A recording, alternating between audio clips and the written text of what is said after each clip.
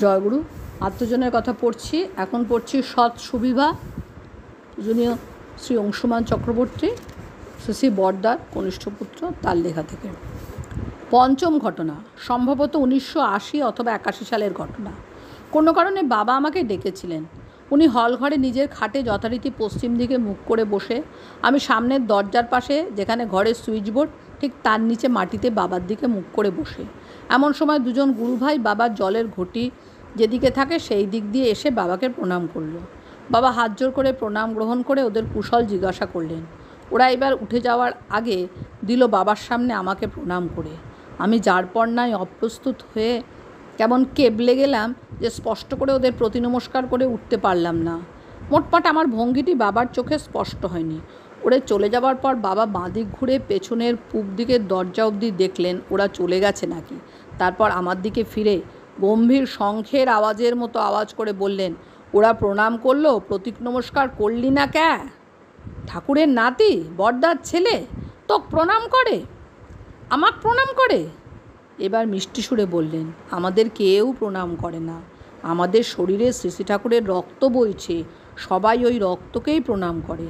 এবার থেকে কেউ প্রণাম করলে তাকে প্রতি নমস্কার জানাবি, আর ঠাকুরের চরণে প্রণাম জানায় আর তার পরিবারের মঙ্গল কামনা করবি, বুঝলি? পাকিস্তানের সিন্ধি ভাষায় বিখ্যাত কবি শেখ আওয়াজ তার কবিতার একটি দুলাইনে বলেছিলেন, বিরহের সুর বাঁশিতে সুন্দর, কিন্তু খাড়া পাহাড় ভাঙতে চাই শঙ্খের আওয়াজ। মন্তব্য নিষ্প্রয়োজন। তথ্যসূত্র পাকিস্তানের প্রতিবাদী সাহিত্য, অর্ধেন্দু চক্রবর্তী, পাণ্ডুলিপি। এবার দেখি পরম প্রেমময় শ্রী ঠাকুর কী বলেছেন এ বিষয়ে। সত্যানুসরণ 35 সংস্করণ, পৃষ্ঠা 60। যখনই দেখবে মানুষ তোমাকে প্রণাম করছে আর তাতে তোমার বিশেষ কোনো আপত্তি হচ্ছে না, মৌখিক এক একবার আপত্তি করছো বটে, মনে বিশেষ একটা কিছু হচ্ছে না, তখনই ঠিক যেন অন্তরে চোরের মতো হামবড়াই ঢুকেছে। তুমি যত শীঘ্র পারো সাবধান হও, নতুবা নিশ্চয়ই অধঃপাতে যাবে। পাঠক, আবার আপনাদের ধ্যান আকর্ষণ করছি।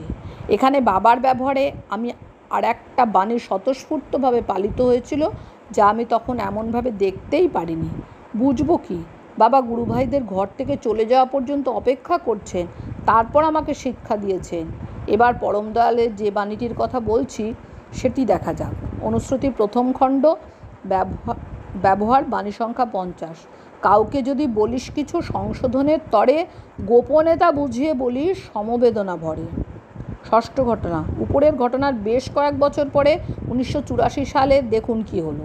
আমার বাবার প্রথম চোখ অপারেশন হয়েছে। তার ডান চোখ বিরাট এক ব্যান্ডেজ দিয়ে ঢাকা। আমরা সবাই কিছুদিন ধরে বাবার সঙ্গে কাঁকুরগাছি ঠাকুর বাড়িতেই আছি।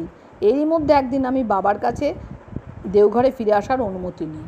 রাত্রিরে 11টায় হিমগিরি এক্সপ্রেসে আমার টিকিট। রাত 10টার সময় বাড়ি থেকে বের হবার আগে বাবা মাকে আবার প্রণাম করতে গেলাম।